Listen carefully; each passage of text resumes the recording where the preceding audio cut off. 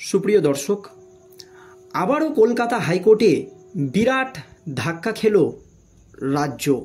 এবার ভুয়ো সার্টিফিকেট দিয়ে 100 কোটি টাকার জমি কেলেঙ্কারি রাজ্যে, যা হাতে নাতে ধরলেন কলকাতা হাইকোর্টের প্রধান বিচারপতি টি.এস.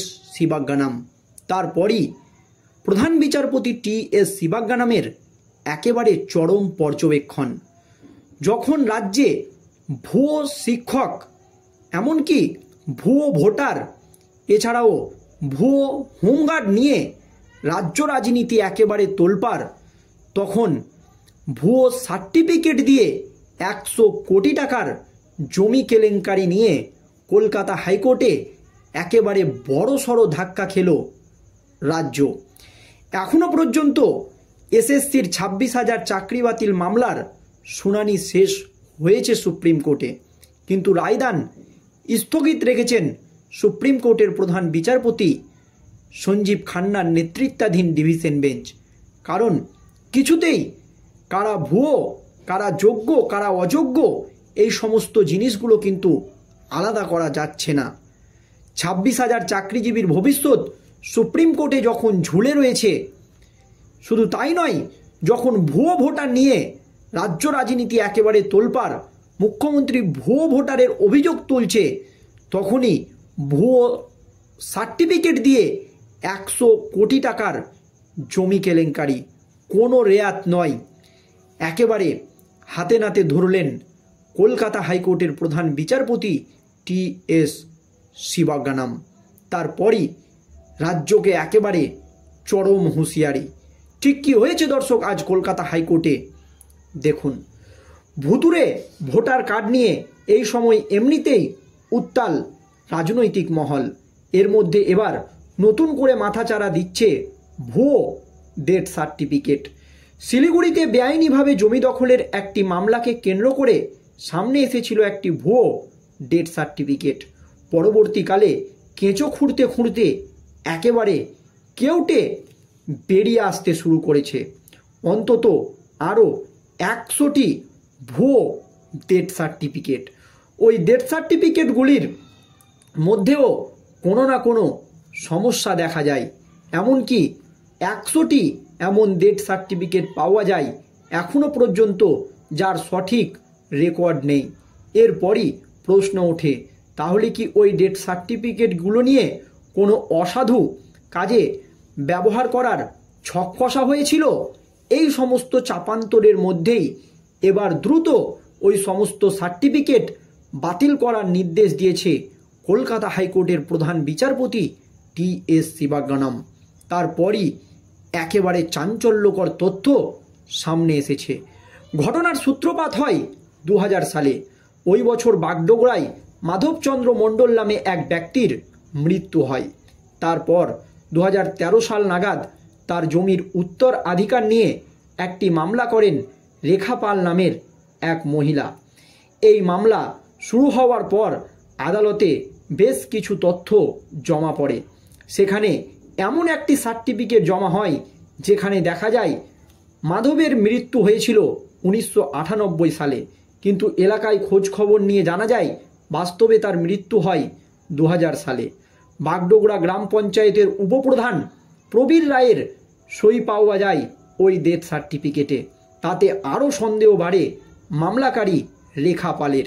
এরপর তথ্য জানার অধিকার আইনে আসল সত্যি জানার চেষ্টা করেন তিনি এবং স্থানীয় এক সমাজসেবী গৌতম কীর্তিনিয়া এরপর তার স্বাস্থ্য দপ্তর সহ জন্ম মৃত্যু নিবন্ধীকরণ দপ্তরের দ্বারস্থ হন, কিন্তু সেখানে জানা যায় ওই নির্দিষ্ট নম্বরের ডেথ সার্টিফিকেটের কোনো তথ্য তাদের কাছে নেই।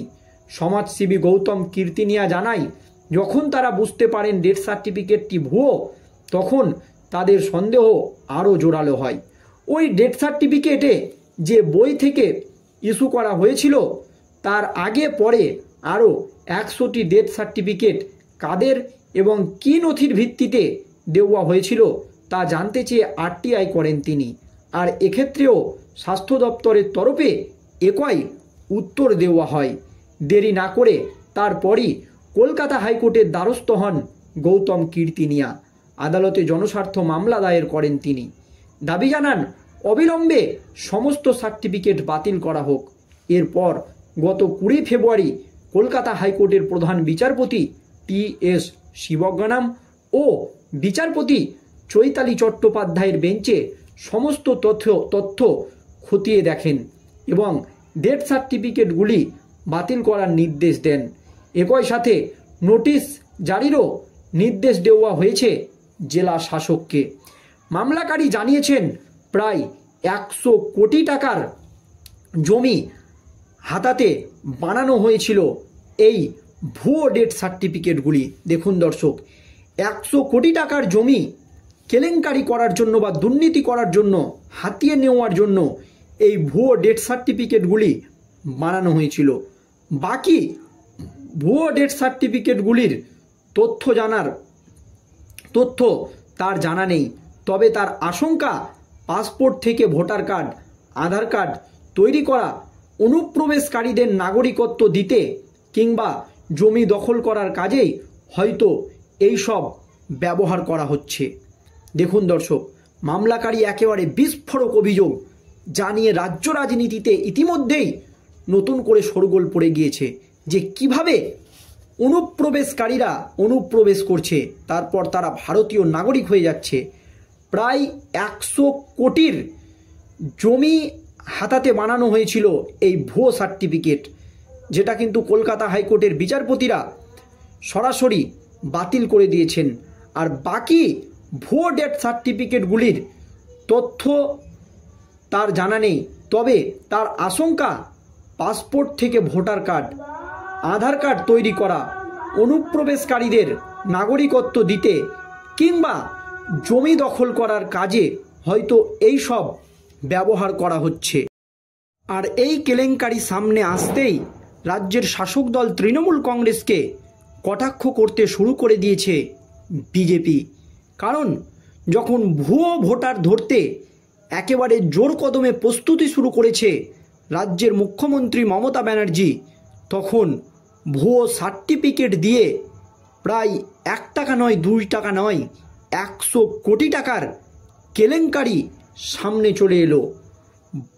ভুতুরে ভোটার কার্ড নিয়ে এই সময় এমনিতেই উত্তাল রাজ্য রাজনীতি, আর এরই মধ্যে এবার মাথাচাড়া দিল ভুয়ো ডেথ সার্টিফিকেট। আর শিলিগুড়িতে বেআইনিভাবে জমি দখলের একটি মামলাকে কেন্দ্র করে সামনে এসেছে এই ভুয়ো ডেথ সার্টিফিকেট কেলেঙ্কারি।